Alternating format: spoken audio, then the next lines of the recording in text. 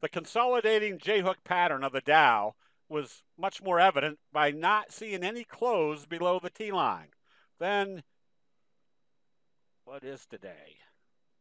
Yesterday's gap up for the Dow right up to the 200-day moving average wasn't exuberance at the top because you could see it had consolidated, anticipating there should be a wave 3. When the market opened lower today, here at the 200-day moving average, that did not necessarily mean there was severe profit taking occurring. It takes a mere matter of seconds to analyze what the other indexes were doing. Note how the NASDAQ, after a kicker signal on Wednesday, opened positive and started trading positive at the same time the Dow was trading lower. And it broke out through this resistance level. This was kind of implying that if they are buying the NASDAQ, the selling in the Dow is merely just profit taking in specific sectors, not a reversal in the general market. Additional bullish evidence could be seen in the S&P 500. Also, note how the J-hook type pattern could not close below the T-line, making this area, the 200-day moving average, the next likely target. What's that mean as far as that being the target?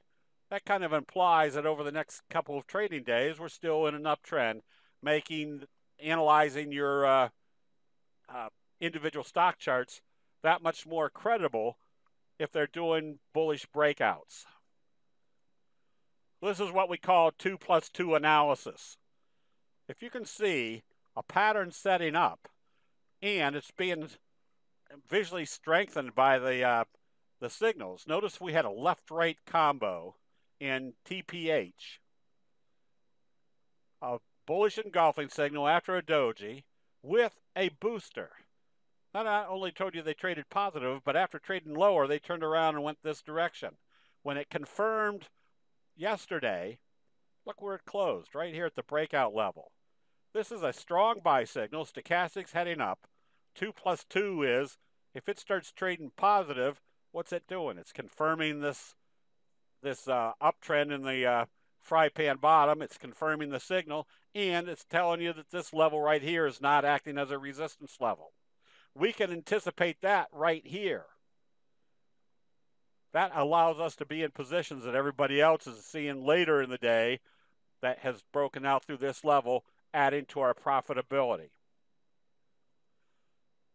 Knowing what to expect at a fry pan bottom breakout, where you can visually see where the fry pan bottom pattern started, notice what we had yesterday in ALGN.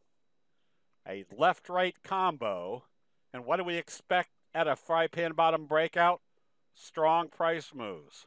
The fact that it opened positive today after this signal gave us the immediate indication we could be buying without having to wait for further confirmation, because this was confirming our left-right combo. A positive open is a very extremely high probability bullish trend, and the fact that you had a very strong signal breaking out through the beginning of the fry pan bottom tells you you've probably got a lot more upside. So it basically tells you exactly what human nature is doing time after time and identifying where these big price moves are occurring. That also confirms our recommendation on QTT. This is what we call the classic pattern. The classic pattern is a fry pan bottom, and what do we expect coming out of a fry pan bottom? A strong price move. Then profit-taking pullback that becomes indecisive and starts back up, creating our potential J-hook pattern. What is our prerequisite for a J-hook pattern? A strong price move, which is usually created by a fry pan bottom breakout. So we can be buying back in over here, knowing that if they break out through this level, or if you waited here, you could be buying on this day, knowing that they broke out, that this wave right here is going to be the same as this wave right here. Again, this is not rocket science. This is merely identifying what the Japanese rice traders have illustrated that human nature does time after time, forming candlestick signals and patterns. That'll be it. We'll see you in the chat rooms.